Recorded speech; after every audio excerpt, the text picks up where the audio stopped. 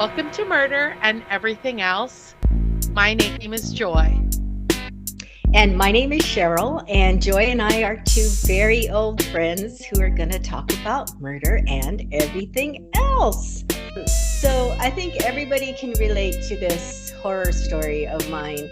But I just have to tell you, I know I've said it probably many times before about having a love hate relationship with technology. Um, and I write in, everyone, please write in if this has happened to you, where you go to change a password or you try to do something online and you're in this crazy loop. You're like in the matrix where you can't get out. And I tried to change a password and it's like, I'm gonna send you the code, sends me the code, put the code in, and then choose a password. And they don't give you any parameters. So I called and they're like, it has to be 8 to da da da. I said, I did that. They said, oh, you can't use special characters. And I say, you don't say anywhere on your website. And anyway, so I try to change it. And this password has been compromised. Choose another password. I don't even know what that means. And even Oh, the guy couldn't God. explain it to me. So then I click continue or whatever the heck is on the bottom. And then I get back to the original screen that says, we have to send you a code. And I just in this crazy loop, and I still haven't resolved it. It is amazing. And then I tried to do something else where I think I told you that my call went all the way to South Africa, and then the guy couldn't help me because his computer wasn't working. And instead of transferring me to someone else, he gives me a ticket number and tells me to call the same number back. I go, the same number I just called? And he said, yes, you'll get a different rep. And Oh, that was God. the non-solution to that. So both of those tasks are pending on my things to do because it couldn't be simple. It just could not be simple. No, So it's never simple. incredible. Anyway, that's all I got to say about that. Well, I hope you get that worked out because technology, while it can be our enemy, it can also be our friend. Oh no, wait, can I add one more thing? Yeah. So I bought a printer and I know that you said, why do you have to print something out? But occasionally you do. So I followed the instructions. Well, now things don't come with instructions. It comes with a barcode and you scan it and then it takes you to a page, a web page where you got to read, or it takes you to a video that the company has put together. I tried following this and I'm not a dummy. I know that I don't know how to read and I don't know how to do math, but I'm not a dummy. Um, so I She's followed no instructions. dummy, people. She's No no dummy. dummy. I could not get this thing connected to Wi-Fi. Okay. And then finally the light bulb, I was like, oh, YouTube. You can find anything on YouTube. And there's all these people that have made their own YouTube video about how to connect this printer. And I'll keep the name, I'll protect the name. But you can find it for that specific company. I followed the dude's directions and I got connected right away. And let me tell you, his instructions had nothing to do with the instructions that the company gave.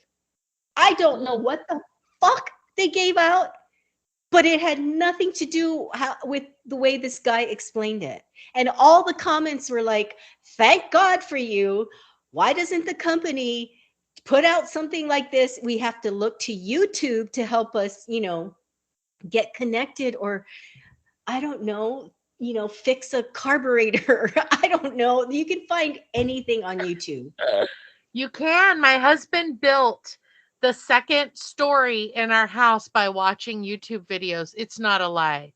It's That's incredible. basically it's basically a true story. So when we bought this house, the upstairs had been framed out as far as like it was definitely a large space that had wood that you could go up the stairs and stand on the floor, but there were no rooms and no, you know what I mean? Like it was just an open space. And he framed the whole thing out. He did the electrical, he did the Oh HVAC, my he God. did, yeah, the air conditioning. He did the carpeting. He did the sheetrock. He did the recessed lighting. He did everything. The only thing we didn't do, when I say we, I mean he, because I provided the moral support and I made meals. And I congratulated him and I tried to rub his shoulders, but he doesn't like massages. And I would tell him how I would stroke his ego. I would just tell him how That's great very it was. important. It's That's super very important. important. And then I would go and buy shoes. And what we didn't do was we had a plumber come and to flush out the plumbing, to connect the plumbing to the rest of the plumbing in the house, because that's not something. I mean, I guess he could have tried to do it, but whatever. And it was permitted every step of the way. And so when we sell our house, if we ever do, we can sell it as actual permitted additional space. Space. And it was an additional family room, bedroom, closet, and bathroom. So there. Wow. Wow, Yeah, that's so incredible. you can learn to do anything on YouTube. I'm It's here to tell incredible. you. And I'm when I telling say you. you, I don't mean me, I mean you. I'm telling you, everybody, don't even look at the directions that come with Yeah, anything that you buy. you buy Just a go on car. YouTube. Yeah. You Go buy a on car, YouTube. take that manual, just throw that shit in the trash. Yeah, well, they don't even give you one anymore. Everything's online. Oh, But I'm see? telling you, just go to YouTube. Just go to YouTube. That's right. Anyway, Anyway, on that note, I just want to remind you that this podcast is not for kids, but sometimes we cover great topics that might be good for tweens and teens. So if you're okay with the foul language, then let them listen. But for the most part, we tend to sometimes, when there's that line, we tend to always cross over it. So if there's a that's why we line, we said, will cross it. yeah. And this week, you probably don't want to let the kids listen. So No. anyway, heading on into updates, Cheryl, we have Yes. no new updates. Everything Oh, is chugging okay. along as it should, but this is a good time for us to remind our listeners to like this podcast, to subscribe to it on Spotify, to share this podcast with the rest of the world. You know that if you go to Spotify, you can actually rate what you think of this podcast. You can go to our Spotify page and it says 5 stars. We have 11 ratings, and you can click on that. What you can do is you can click on the 3 dots and it says rate this show. You can also Yeah. share it. You can also listen. So don't forget to share this podcast. Word of mouth is the best way to get news out there. And how are we supposed to win Podcaster of the Year awards without you guys hyping us up? Seriously. So anyway, I was thinking a good thing that we wanted to do was double our podcast subscriptions for 2024, but I think we should just shoot for the stars and go for Podcaster of the Year. What do you think, Why Cheryl? not? Why not? I say Yeah, shoot for the stars. Yeah. that's right. What's the worst So, that could happen? oh, don't say that. Anyway, Cheryl, you got any updates for our listeners? I have a teeny tiny update. So, Callie was made mascot of where I work, Aw. and I got her a dress with the company's name on it. And I got her 3 more. That's my update. Because a girl has to have options. So she has purple, red, white, and pink. And of course, she has to have matching collar as far as the color. She has like a Yep. flower on her collars and it has to have the color. And then I have harnesses that match the color and the leash. Yep. You can just call me the crazy dog lady. Guys, I've seen the photographs. She has better options than I do. And Cool. anywho, we're moving on to letters from our listeners. And while we don't have any letters this week, and that's only about- because we don't record once a week. Sometimes we record twice a week. Sometimes we record 3 times a week. Sometimes we record no times a week. So you never know when we're recording this, and sometimes we don't know when we're recording this. But That's for it sure. but it doesn't mean that we don't love hearing from you. So for those of you that don't know, you can find us on TikTok, Instagram, YouTube, although we don't do very much on YouTube. And again, you can always email us at murderandeverythingelse@gmail.com. And since the listeners are only our friends and family, you can also text us personally. And we will love to read your messages and letters on our Letters from Our Listeners segment so that we're not only reading messages from Eunice and Doreen. All Okay, hey, right. you skipped over shout outs, and we have to give a shout out to this Oh, guy. yeah. Shout out. Hey, I have to say that I'm going to shout out Barry, who brings our Spotify subscriber list to 82.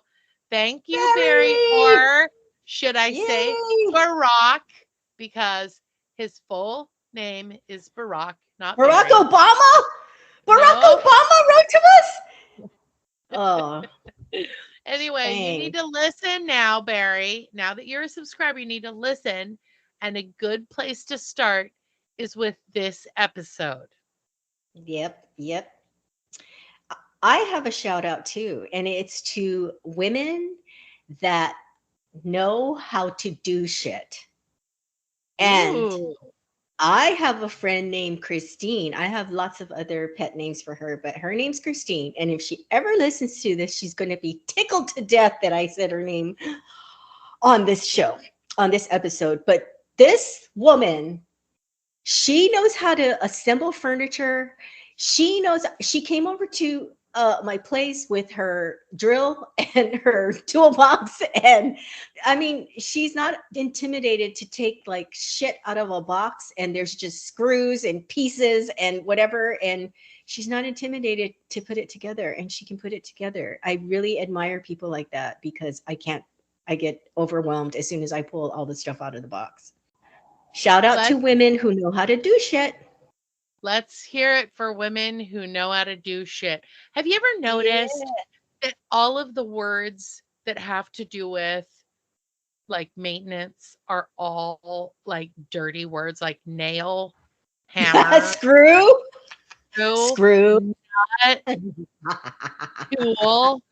I mean, seriously, like it's like a couple dudes were sitting around late one night with some beers, and they're like, let's name this a screw. Let's name this let's let's name this a nail. Let's call this Oh, uh let's God, call a this drill. a bolt. Let's call this a nut. I mean, seriously, like who came up with that? Anyway, on that note, Mm-hmm. kids, I mean not kids who are old enough to listen and adults. Cheryl is heading right back into murder this Oh week. boy. What do you Oh have boy. for us, Cheryl?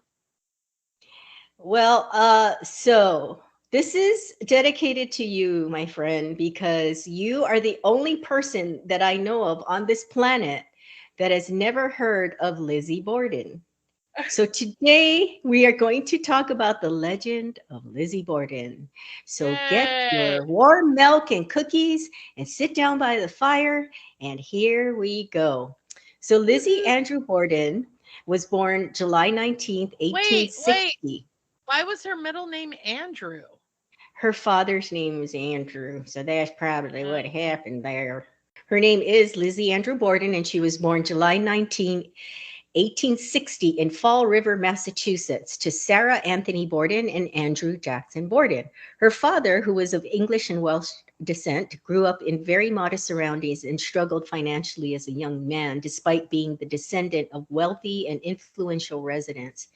Andrew eventually prospered in the manufacture and sale of furniture and caskets, and then he became a successful property developer.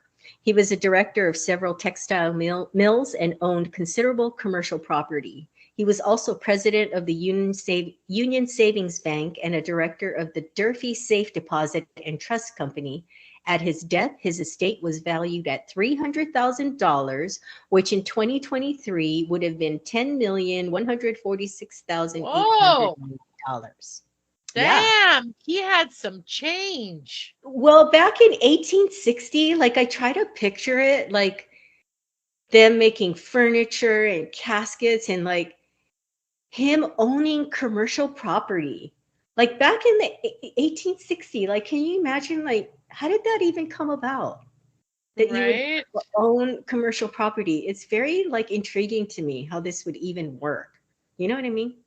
Right. But yeah, the dude had money. Despite his wealth, Andrew was known for his frugality. For instance, the Borden residence lacked indoor plumbing, even though at the time it was a common accommodation for the wealthy. It was invented in the early 1800s.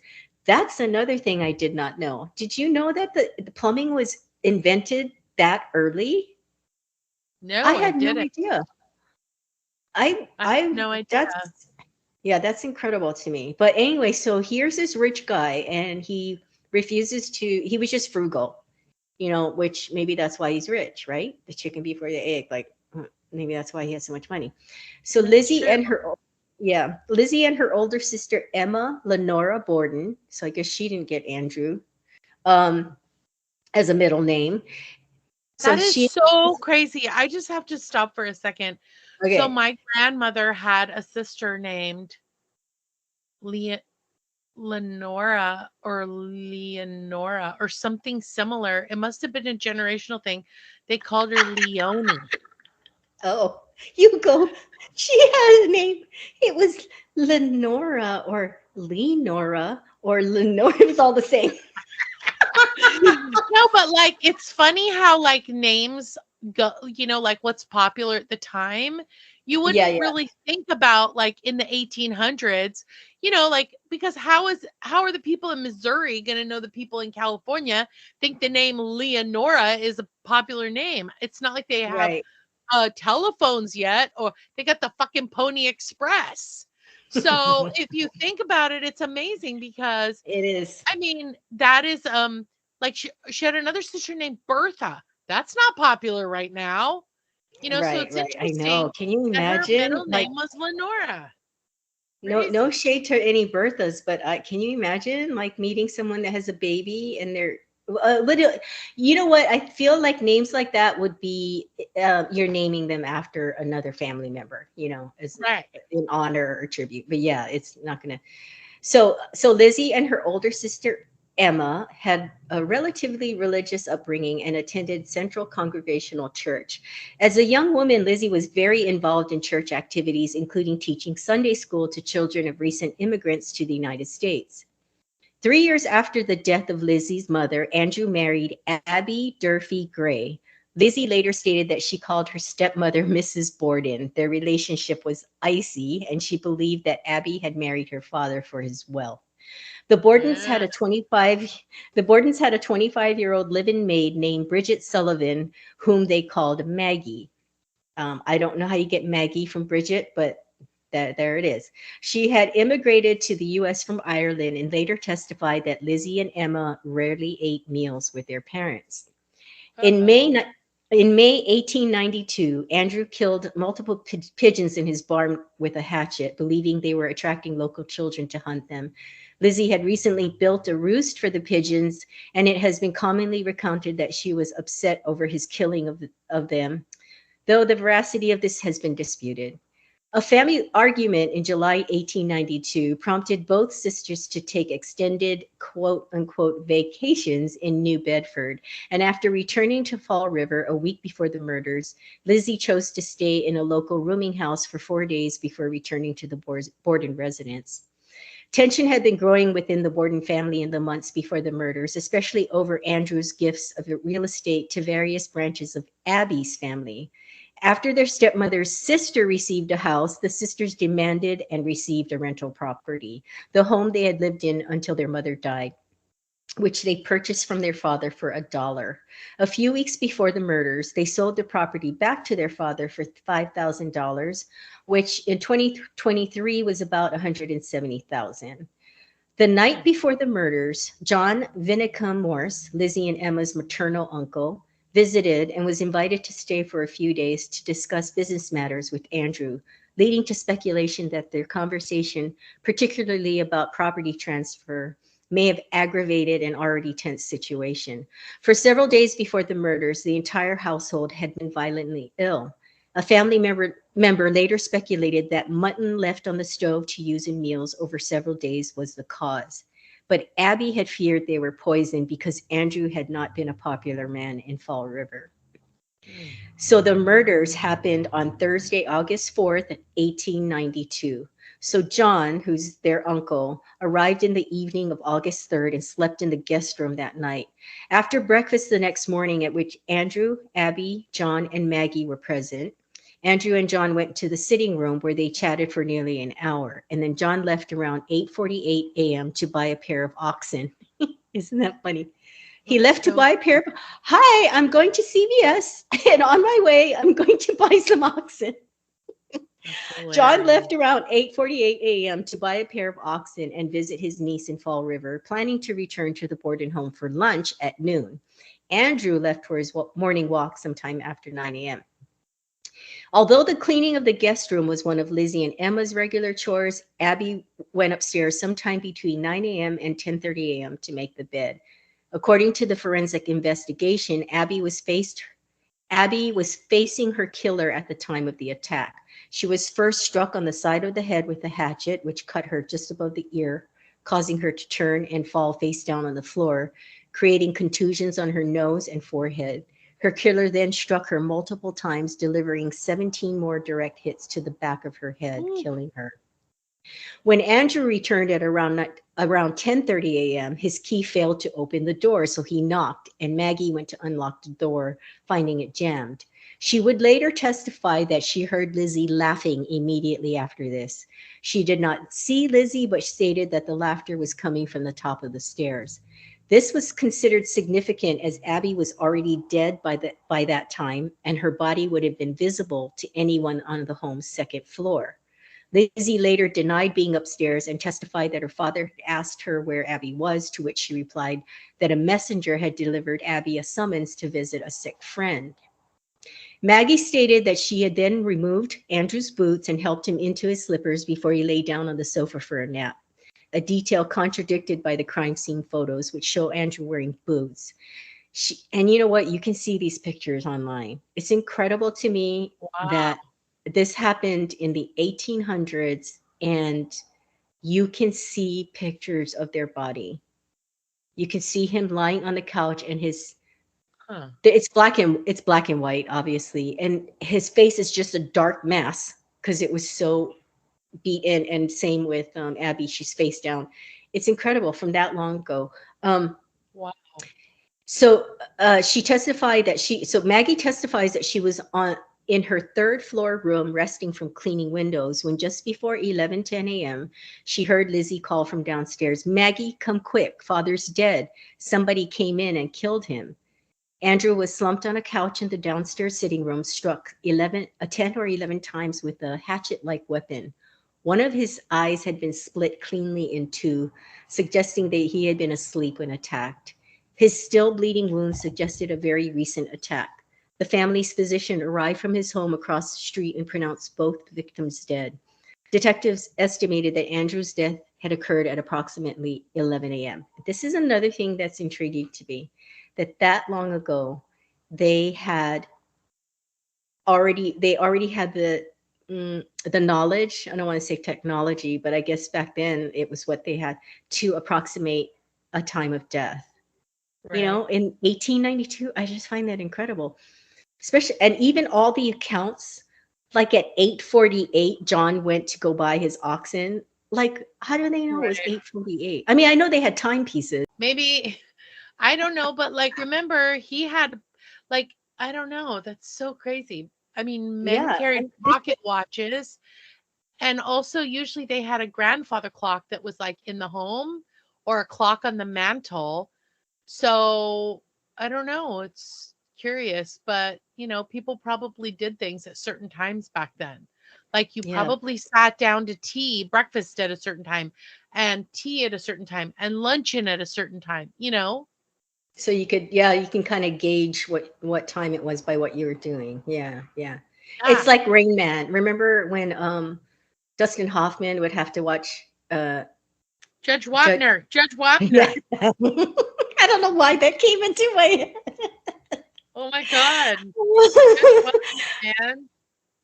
Okay, so Lizzie's initial answers to the police officer's questions were at times strange and contradictory.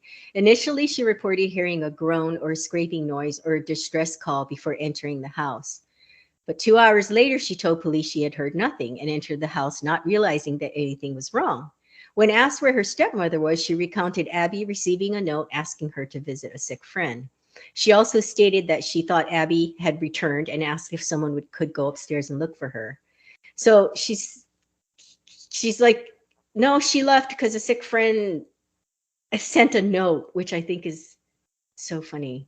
Like in some ways, they had plumbing, but when was the phone invented? Anyway, I It don't was know. probably invented in the turn of from, I don't know, the 20th century. I don't know, like from around 1900. Hmm. Well, anyway, so she has all these contradictory accounts, okay, of where she was. This is in 1876. Jesus. so they didn't have a phone. This was 1892.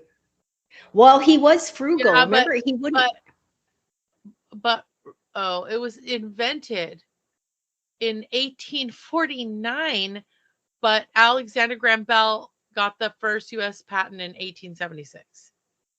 Well, Huh. and they were rich, so by all accounts, they could afford it. But again, Yeah. Andrew, the father was very frugal, so like he wouldn't allow plumbing.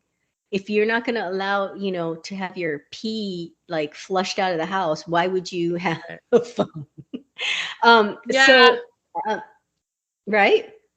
yeah, So but a lot of Maggie, people also felt like the plumbing issue was a sanitary problem. issue, because remember, people had to leave the house to go to the bathroom in an outhouse that was away from the house for both smell and also for sanitary reasons. So when plumbing came into people's homes, a lot of people felt like it was disgusting, and why would I shit where I sleep? Yeah, I Basically in the guess. same house. That's not sanitary. So a lot of people felt like it was dirty and it was not going to catch on. Surprise, surprise. Now Can you now people have imagine? like 6 and 7 bathrooms. I feel like we got a bathroom for every person in this house. Yeah, and a bidet, which that grosses me out. Okay, um, Ooh, I like the bidet. Maggie and a neighbor were halfway up the stairs and their eyes level with the floor when they looked into the guest room and saw Abby lying face down on the floor. Most of the officers who interviewed Lizzie reported that they disliked her attitude. Some said she was too calm and poised. Despite her behavior and changing alibis, she was not checked for bloodstains. Police did search her room, but it was a cursory inspection. At the, Okay, okay. If you took an axe to two people, you would be covered in blood. yeah, I but mean, she Cheryl, things. there would be blood everywhere. I'm I know. sorry. I I literally, stabbed Cheryl, I stirred stabbed my thumb with a box cutter at work the other day, and my God, it was like a bloodbath. I yeah, found this little Cheryl, prick. I that's what she said. I was slicing vegetables and I sliced my finger, and it was like a crime scene. I'm seeing. So, Yeah. Well, hey, but she was not checked for bloodstains. Police did search her room, but it was a cursory inspection. At the trial, they admitted to not doing a proper search because Lizzie was not feeling well. They were subsequently criticized for their lack of diligence. In the basement, police found two hatchets, two axes, and a hatchet head with a broken handle. The hatchet head was suspected of being the murder weapon as the break in the handle appeared fresh. However, none of these tools were removed from the house. Because of the mysterious illness that had stricken the household before the murders, the family's milk and the victim's stomachs removed during autopsies performed in the Borden dining room. They did wow. autopsies on their body in the dining room. Um, Probably because where else? they had to do them quickly because remember, quickly. they probably didn't, they had to, deal with, um, do you know what time of year this was? What if it was summertime and decomposition starts quickly? Yeah, is August 4th. Yep. Yeah, so there you go. So that was very, very like smart of them to do it right on the spot because they probably didn't have refrigeration. No, of course not. No. So they checked their stomachs for poison and none was found. Residents suspected Lizzie of purchasing hydrocyanic acid in a diluted form from the local druggist. Her defense was that she inquired about the acid in order to clean her furs, despite the local medical examiner's testimony that it did not have antiseptic properties. Hmm. So Lizzie appeared at the inquest hearing on August 8th. This is 4 days after the murders. Her request to have her family attorney present was refused under a state statute providing that an inquest must be held in private. She had been prescribed regular doses of morphine to calm her nerves, and it is possible that her testimony was affected by this. Her behavior was erratic, and she often refused to answer a question, even if the answer would be beneficial to her.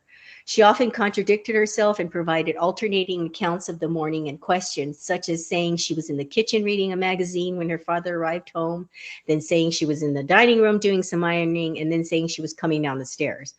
The district attorney was very aggressive and confrontational. On August 11th, Lizzie was served with a warrant of arrest and jailed.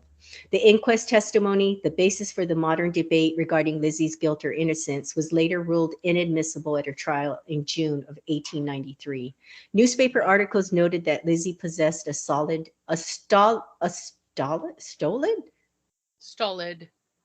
stolid? I don't know that Yeah, word.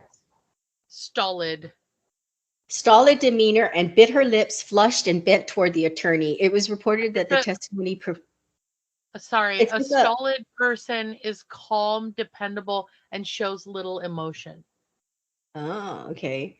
It was reported that the testimony provided in the inquest had caused a change of opinion among her friends who had initially strongly supported her innocence. So Okay, if Lizzie, she took something to calm her down, it probably made her loopy as fuck. And yeah, now, and also imagine the trauma of seeing your dad's head split open. I don't know. Also, somebody wielding a hatchet like that, Cheryl, you would have to be incredibly strong. I yeah, tried it to like, I tried to split a small stick with a hatchet and I threw my freaking back out. No, seriously. I can't even imagine.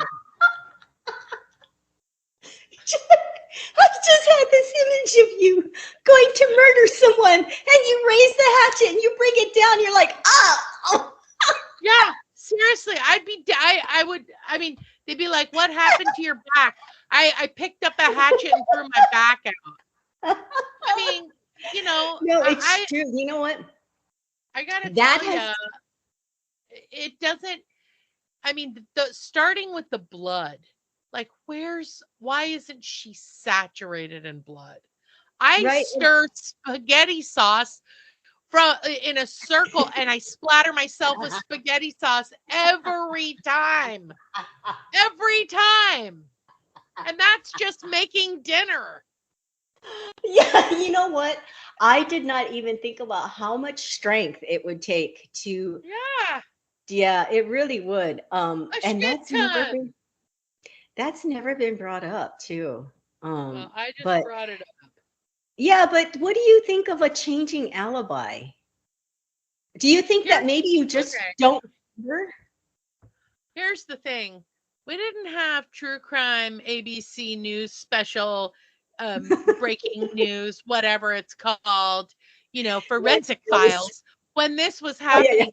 Lizzie Borden sounds to me like somebody with a healthy dose of trauma and PTSD. yeah. She was probably so traumatized.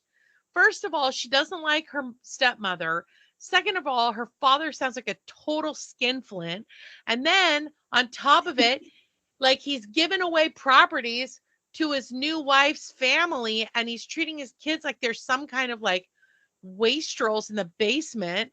And so Yeah. they ask for a property, which was, I mean, he he didn't have any more children with his wife, right? His new wife. So he No. would have technically should have left his entire fortune to Lizzie and her sister.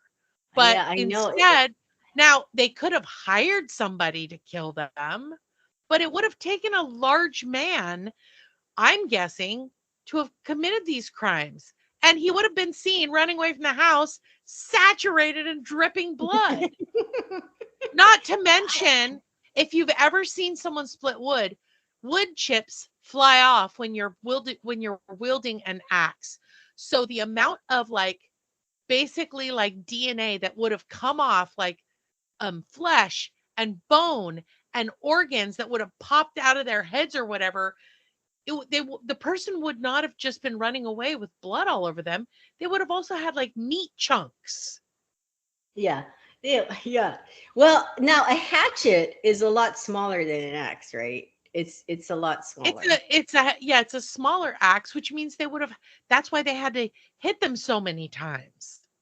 Right. So maybe if you have enough anger or whatever, excuse me, emotion is driving you, maybe you have enough force. I But mean, if they I, had enough technology to figure out the telephone and the photographs and the time of day, they certainly should have taken her outside, given her a hatchet, given her a couple of watermelons, and said, "Let's see your best work." I'm serious. I mean, I'm no detective, but I figure put some cantaloupes on some sticks, send her out there and say 17 in one, 18 in the other. Let's see your best work. And if she couldn't do it, I'd have been like, I don't think it was her. yeah, And like also, she could by have the time she's done, how much watermelon juice does she have on the front of her? just, well, that now she could have just faked not being able to do it, like OJ faked how he couldn't put those gloves on. Remember how I he's don't just, it was so tight. Plus, he was trying to put a pair of gloves on over a pair of know. rubber gloves. I didn't see it, so I can't Oh tell my you. God. So the other thing is, I often ask myself, and you know what? That's never been brought up, or from what I know, that yeah, she might have just been super traumatized. And when she's asked about where she was, she was like, "I don't fucking know. I was coming in the house. I was Yeah. upstairs. I was I." So And because now she's all hopped up on whatever the pharmacist has given her because she's crazy now. She's like, I'm right, and also crazy and I'm bereft. And I mean, here's the thing. I don't know. I gotta hear the here's the thing, I I don't gotta know. hear the rest Well, of the story. But I'll tell you this much: if I'd been there when they were investigating this, and this is true, there would have been a lot more stuff going on to prove her innocence or her guilt. Like they really missed the bucket on the whole cantaloupes on sticks. yes, they did.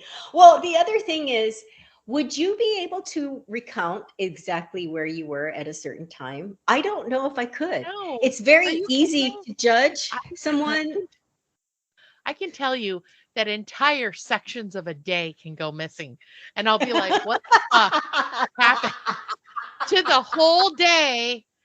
And I mean, like, what exactly was I doing? And now it's 6:30. Yeah, So no, you know what? I would really like people to answer that question. Like, do you think you would make a good witness? Like, if somebody came, no, were questioned by the police, and they're like, absolutely. "How tall were they? What were they I would wearing? be What the color was worst. their hair?" When I see those drawings and they say like, "Oh, they made a composite sketch." I mean, I can't remember if he looked like Elmo. I can't remember if he looked like Mr. Darcy from Pride and Prejudice. Did he have glasses? I don't know if he had pubic hair taped to the top of his forehead. I mean, seriously, how do people even remember? But and that's the thing too, is if you're questioned, oh, I'm so sorry about that. If you're questioned after a traumatic event, would you really be able to say exactly what you did and where you were and all of that? I think that No. it's easy to judge, isn't it? So let's talk Oh about her yeah. trial. So Lizzie's trial took place in New Bedford starting on June 5th, 1893. 5 days before the trial's commencement on June 1st, another axe murder occurred in Fall River, and this time the victim was Bertha Manchester. Bertha! Oh my God, how weird, Bertha! Joy. You were Holy cow. just, that is so bizarre. So She was basically, found, what you're saying is it was a serial killer who was wielding a hatchet. well, this time, so it was Bertha. She was found hacked to death in her kitchen, and the similarities between the Manchester and Borden murders were striking and noted by jurors. Oh, I'm gonna butcher this. How about I say a Portuguese immigrant? Jose Correa del Medio. Okay, a Portuguese immigrant was later convicted of Manchester's murder in 1894 and was determined not to have been in the vicinity of Fall River at the time of the Borden murder. So no, it was not a serial killer. So a prominent point of discussion in the trial and press coverage of it was the hatchet head found in the basement, which was not convincingly demonstrated by the prosecution to be the murder weapon. Prosecutors argued that the killer had removed the handle because it would have been covered in blood. One officer testified that a hatchet handle was found near the hatchet head, but another officer contradicted this. Though no bloody clothing was found at the scene, a witness testified that on August 8, which is 4 days after the murder, 1892, she had seen Lizzie burn a dress in the kitchen stove, saying it had been ruined when she brushed against wet paint.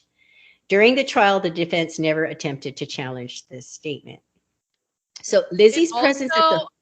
it also could have been, I mean, it could have been any reason that she was burning a dress in the stove. It could have been the dress that she was wearing and she could never wear it again because it brought back bad memories. It could have Oh my been, God. you know. You want to know something, Joy? That's so What? interesting that you would say that. So I don't know if I said this on our podcast, but 6 months after moving here, you know how much I love the way people drive here, right? And it's probably started off Yeah. with this.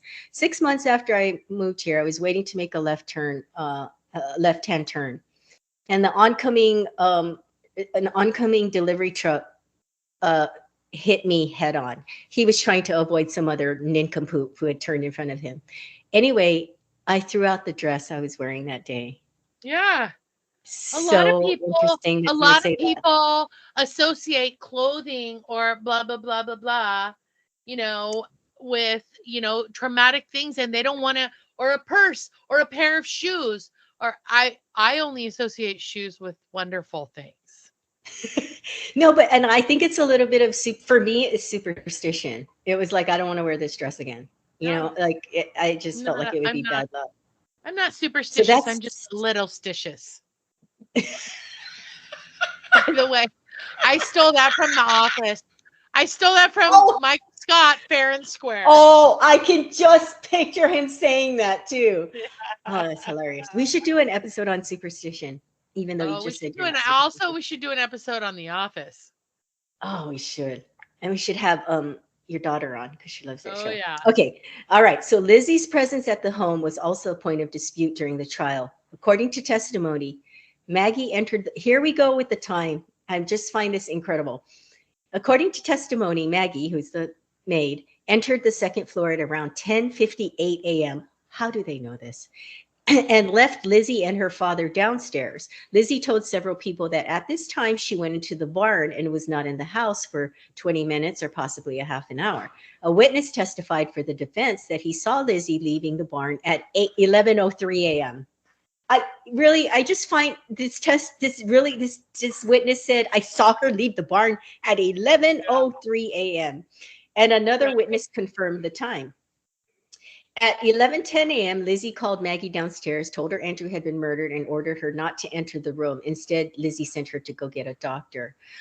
Both victims' heads had been removed during autopsy, and the skulls were admitted as evidence during the trial and presented on June 5th, 1893.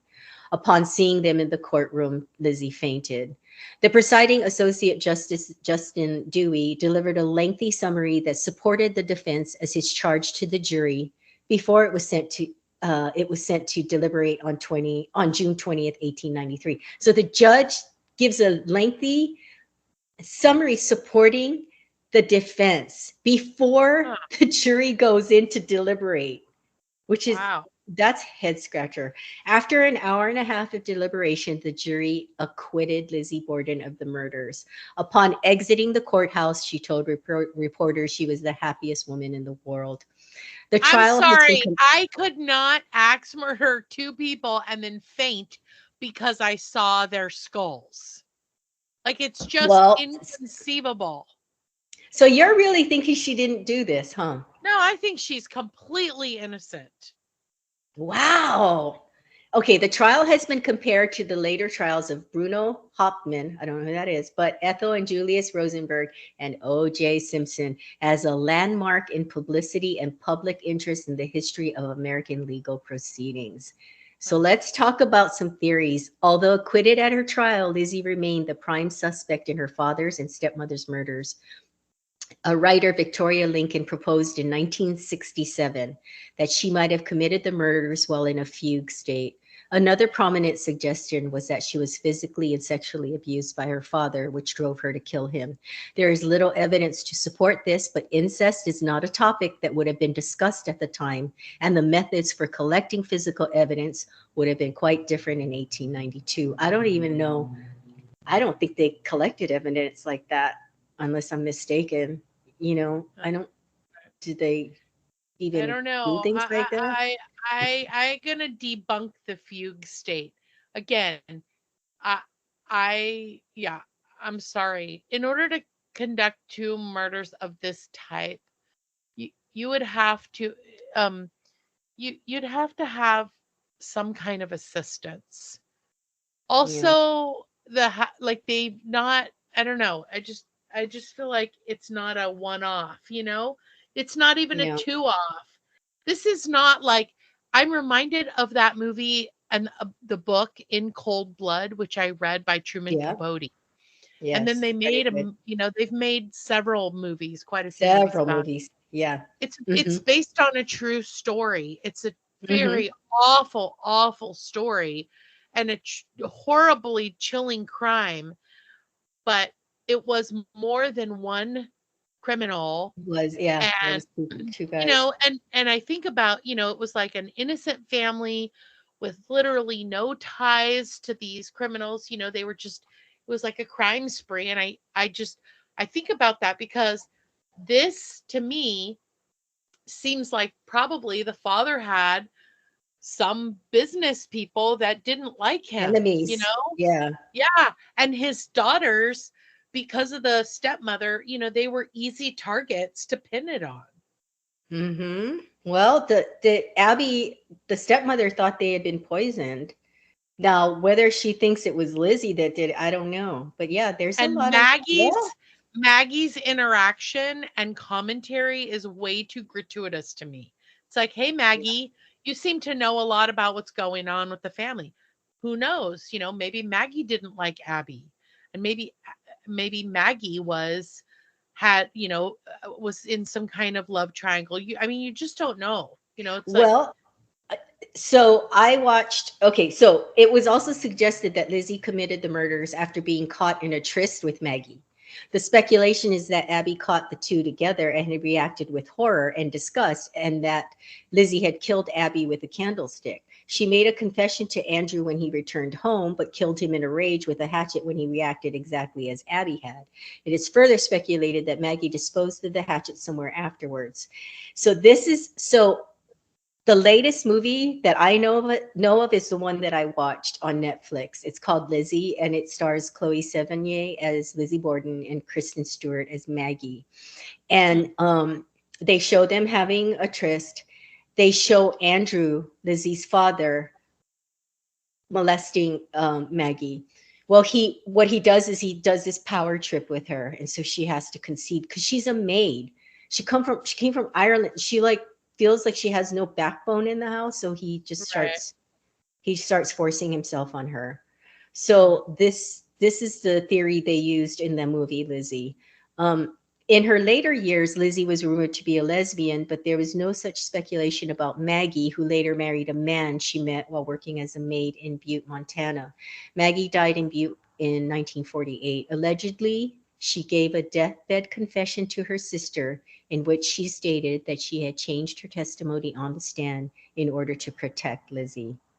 Another But significant uh, yeah. well, but she also could have changed her testimony on the stand to protect Lizzie because she didn't like the direction in which the trial was going. You know what I mean? Like she could Hmm. have lied. I mean, that's the other thing is like I question the whole thing in her later years. Lizzie was rumored to be a lesbian. My I will say that at the 12th hour right before we started recording, I did Wikipedia Lizzie Borden just to find out a little bit about like what she did late after this whole trial situation. Hmm. Like, did she languish in prison? Blah blah blah.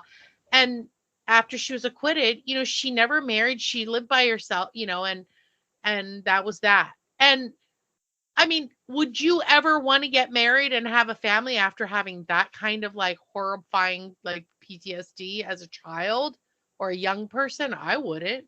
I mean, so it's interesting. Like a lot of times, women who are considered spinsters, if Yeah. they had a Uh-huh. female companion or if they lived alone and they had enough means to not have to marry, because I mean, let's face it, the reason women got married was for protection and for money and for children. So if you were a spinster and you lived alone or you had a female companion, yeah, that was the people didn't say lesbian because they didn't, but that's where they always went. And it's so silly because, I mean, luckily nowadays we don't have to every single woman over the age of 30, we don't have to look at and go, "Oh, she's probably a lesbian." I know. I really didn't like that. It's like, of course, they have to, Of say course, she's a there has lesbian. It's like there has so to be typical. something salacious about it. Right, right, right. Another significant suspect is John Morse, who's Lizzie's maternal uncle, who rarely met with the family after his sister died, but had slept in the house the night before the murders. According to law enforcement, he had provided an absurdly perfect and over detailed alibi for the death of Abby Borden. So John was considered a suspect by police for a period of time. And you were talking about later in life for Lizzie. After the trial, the Borden sisters moved into a large modern house in the Hill neighborhood of Fall River. Around this time, Lizzie began using the name Lizbeth A. Borden. Lizzie and Lizbeth.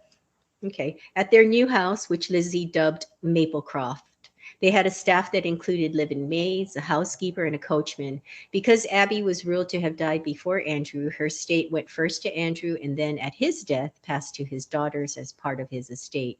A considerable settlement, however, was paid to settle claims by Abby's family.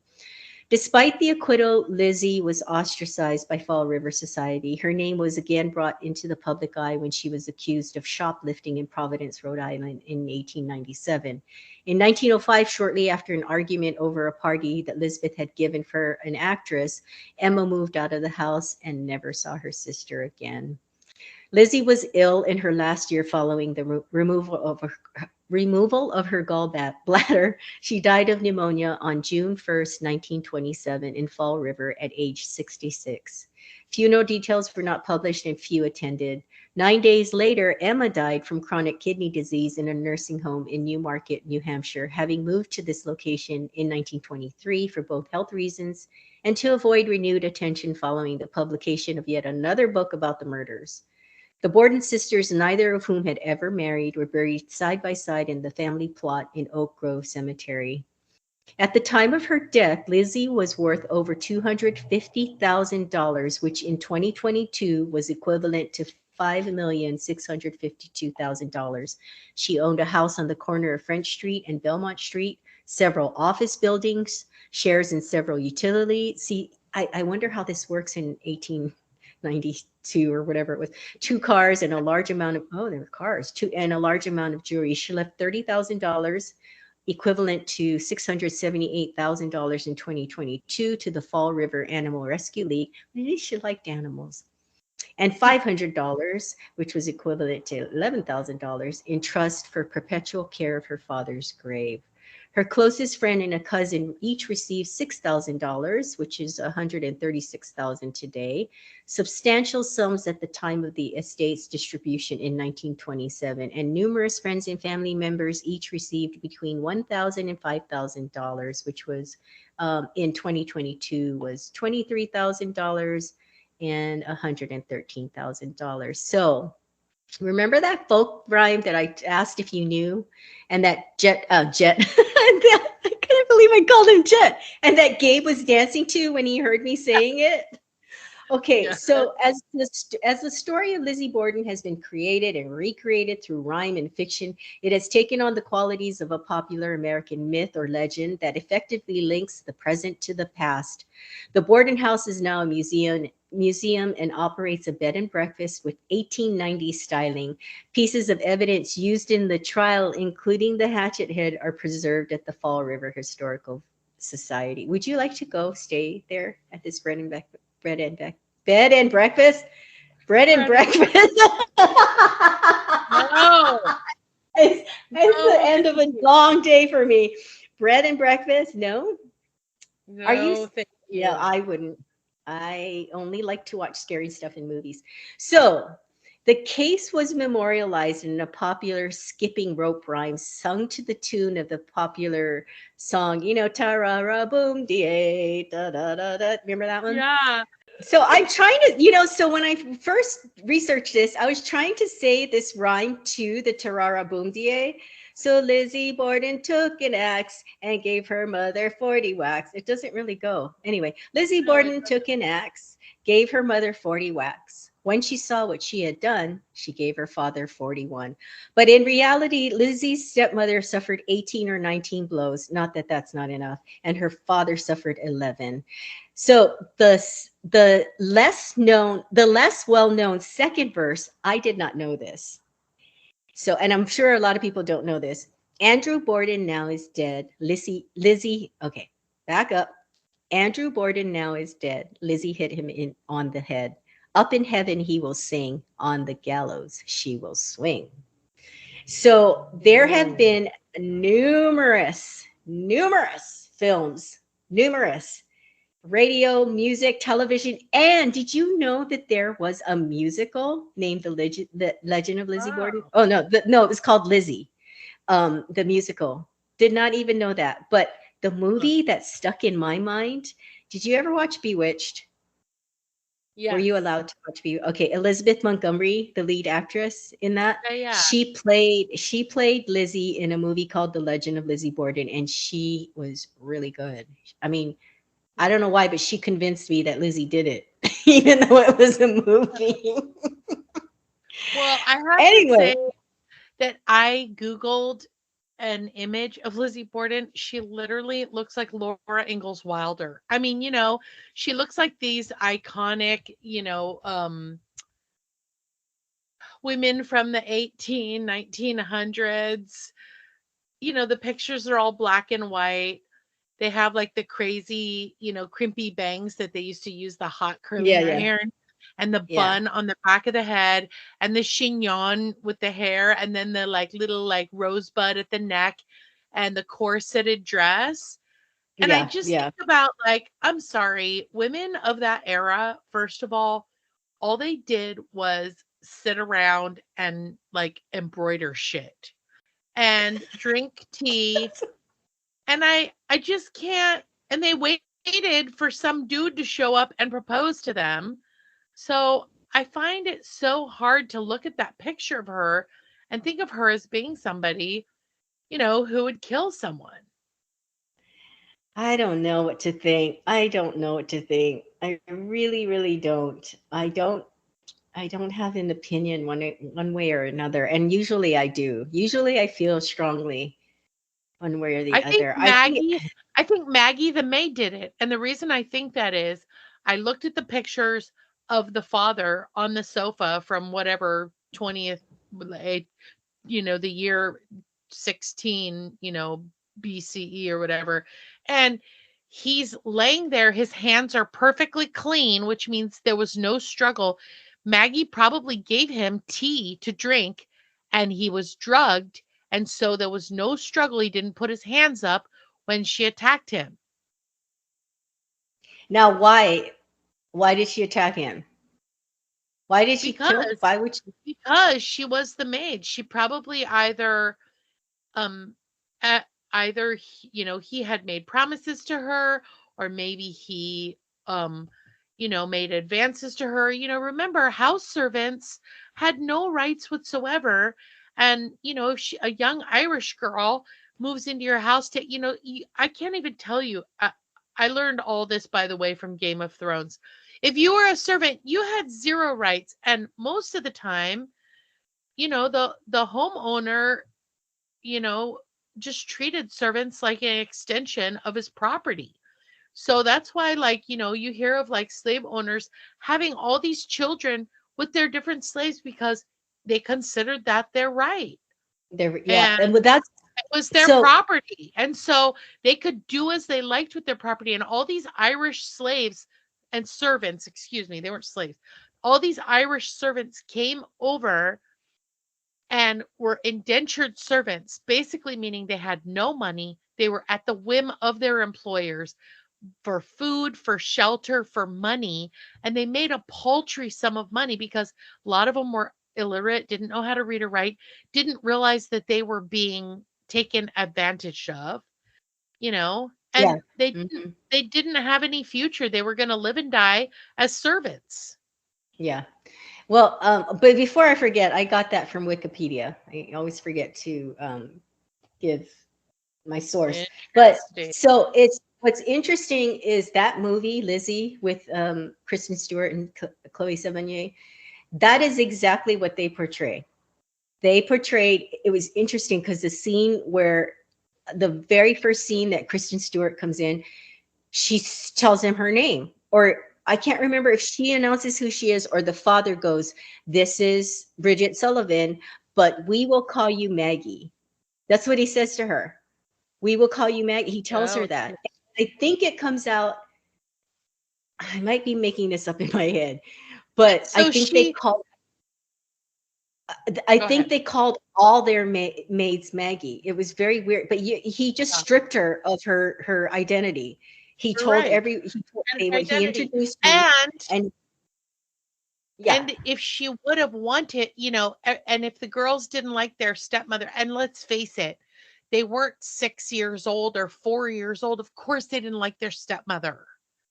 I mean, right. you point me in the direction of a girl or boy who is over the age of 8 to 10 who falls head over heels in love with their step parent. Um, Yeah, and it's rare. please give It me their happens. name and number. Yeah, give me their name and number so I can call them and congratulate them on being the only person of their age category who actually, yeah, it happens, but it's very rare. And usually what Yeah. happens is it takes a while and then they come back around when they become 25 and they go, "I'm sorry I was such a dumbass and you were really nice to put up with me." And then they go, "Okay, well, sorry, like I made your life miserable and a hellscape, and I shit on your favorite shoes, and I destroyed all of your property because I hated you so much." And it's not because they're wicked people all the time. Sometimes they're wonderful people. It's just, don't expect these kids to like you. They're not your kids. Mm-hmm. They Yeah, have yeah. they have or had parents at some point, and they loved their parents. And when their father brought this woman in, she was the interloper. She was the person who was the odd man out, and they didn't like her. They wouldn't have liked it if he'd brought, you know, uh, uh, Princess Jasmine in.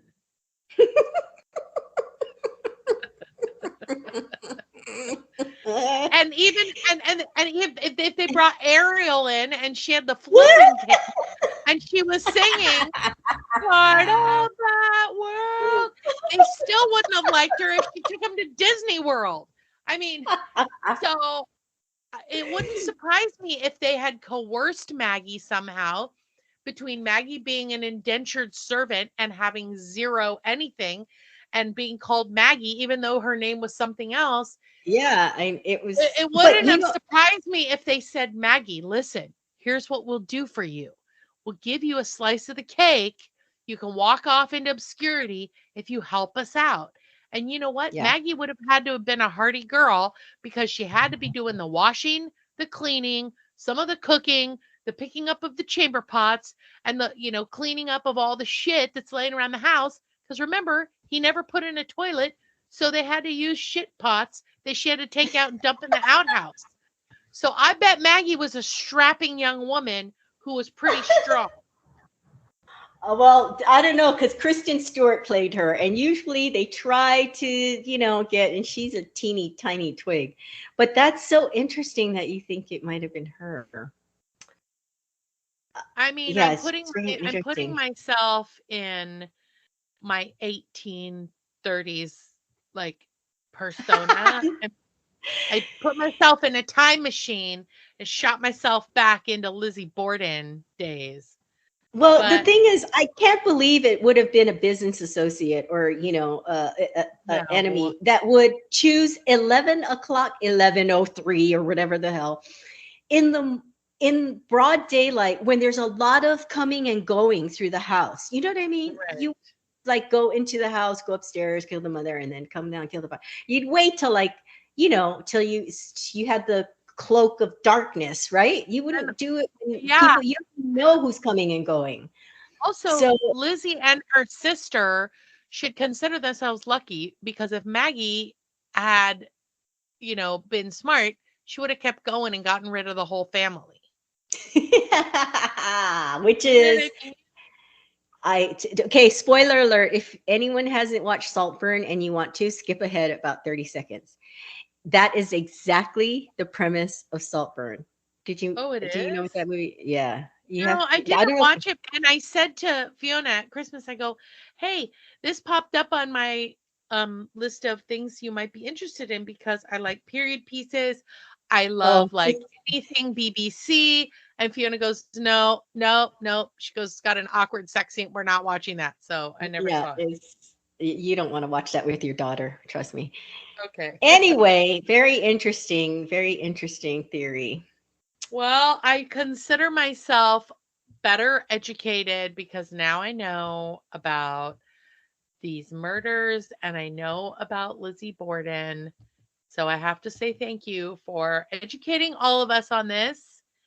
And Cheryl, even though we talked about a horrible double murder today, which was a heinous crime, you know what is even a worse crime? What's that, Joy? That we are out of time. Oh, that is a crime. Well, thank you for listening, everyone, and don't complicate your day.